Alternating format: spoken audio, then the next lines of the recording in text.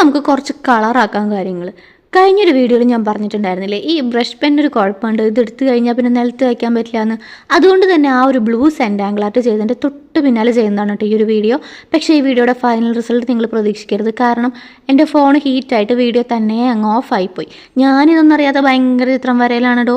എന്തായാലും ഫൈനൽ ലുക്കിന് തൊട്ട് മുന്നുള്ള സ്റ്റെപ്പ് വരെ നമുക്കങ്ങ് കണ്ടാലോ. ഇതിലെ സ്റ്റെപ്സ് ഒന്നും ഞാൻ പ്രത്യേകിച്ച് പറഞ്ഞു തരണ്ടല്ലോ, നിങ്ങൾക്ക് കാണാൻ പറ്റുന്നില്ലേ. ഞാൻ വേറൊരു കാര്യം പറയാം കേട്ടോ.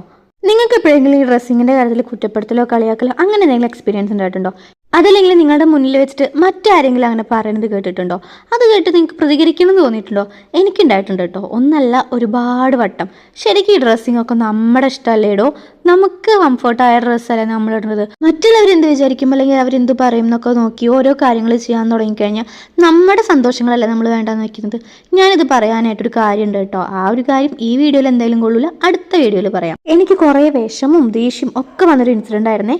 ഞാൻ ഈ വരയ്ക്കുന്ന ലൈൻസില്ലേ, ഇത് കംപ്ലീറ്റ് ഈ ലീവ്സിൻ്റെ ഉള്ളിലൊക്കെ വരച്ച് കഴിഞ്ഞാൽ ഫൈനൽ ലുക്ക് അടിപൊളിയായിട്ട് കിട്ടും കേട്ടോ.